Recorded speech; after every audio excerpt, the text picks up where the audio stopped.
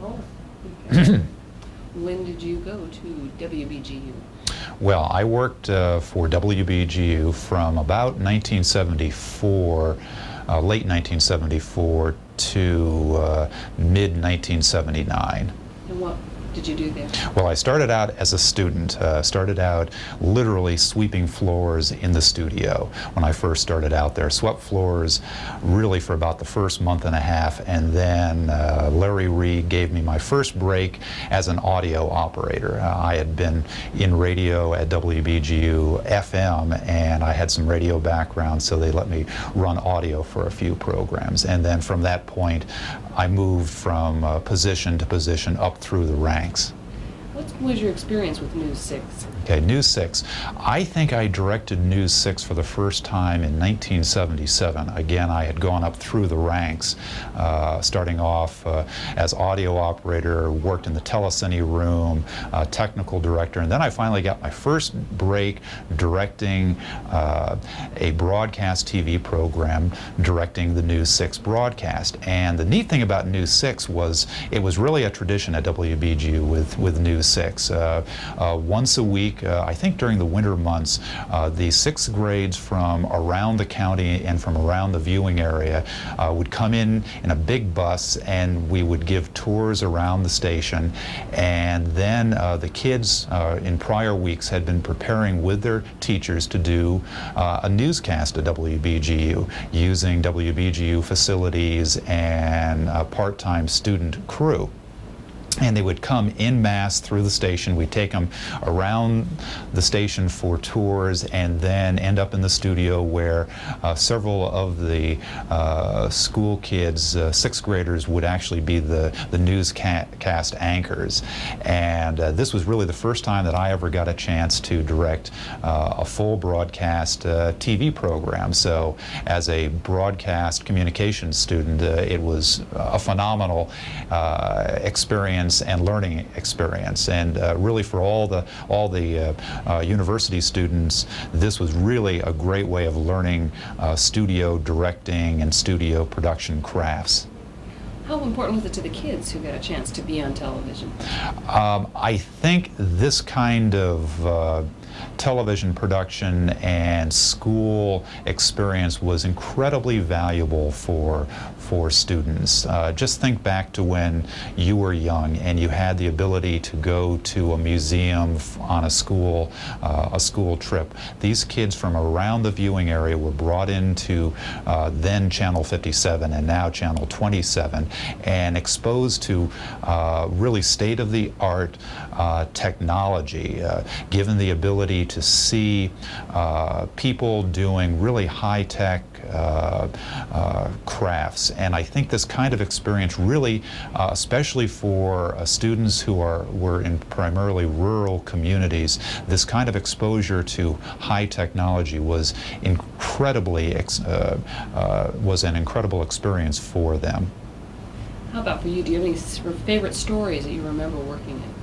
Well, none come immediately to mind other than the memory of taking around the station great hordes of students, 50 students around on tours around the station. And the control room was on the second floor, so to move that many students up and down stairs and then to try to at least give a meaningful tour was really a fun experience. It really gave me an experience that set me in good stead for future years giving tours at the other PBS stations I've worked for.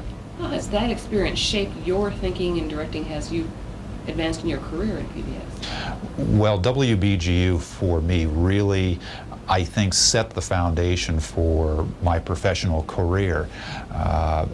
I've worked now for 4 PBS stations across the country.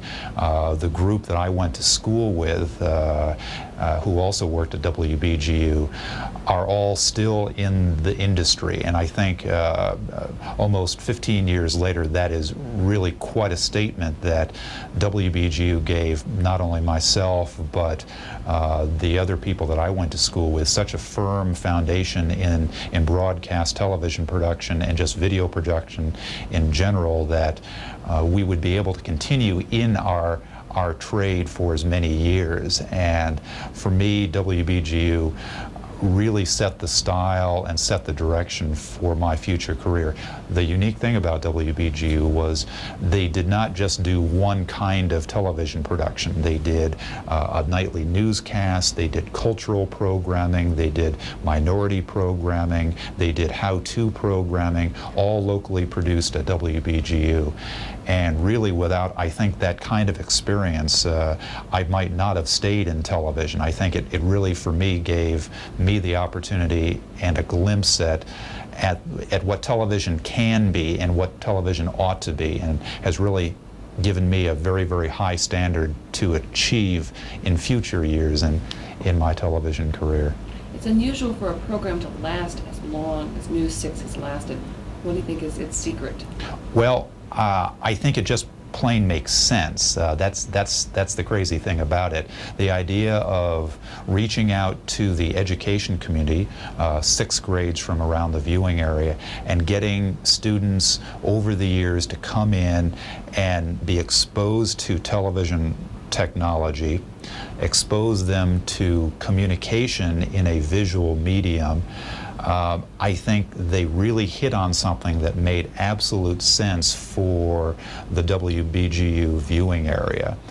The program was good. It aired consistently week in, week out, and it was just the type of production that just seemed to make sense for WBGU. Being a university licensee, it made sense for the viewing area of WBGU.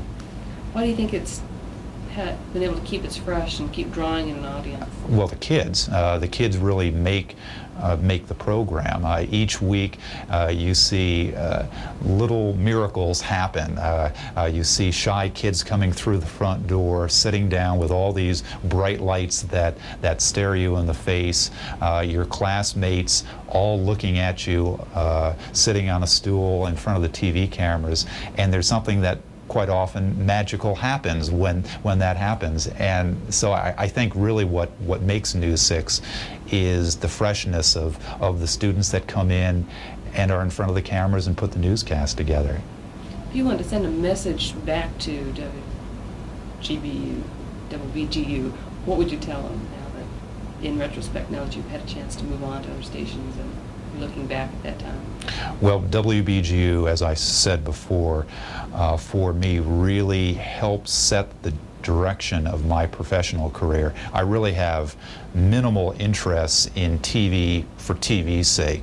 The value of television is the ability to communicate, and I think what WBGU set the standard for is a high standard for producing television programming that can really affect people's lives in an entertaining and informational way. And I guess the message that I'd just like to send back to Ohio is that WBGU has meant everything to me, and I hope they can continue doing what they have been doing so that other people in the future have the same opportunities and the same exposure to real professionals that I did. So keep it up. Anything else you want to add? Hi, Ron. Hi, Pat. How you doing? See you later from Boise, Idaho.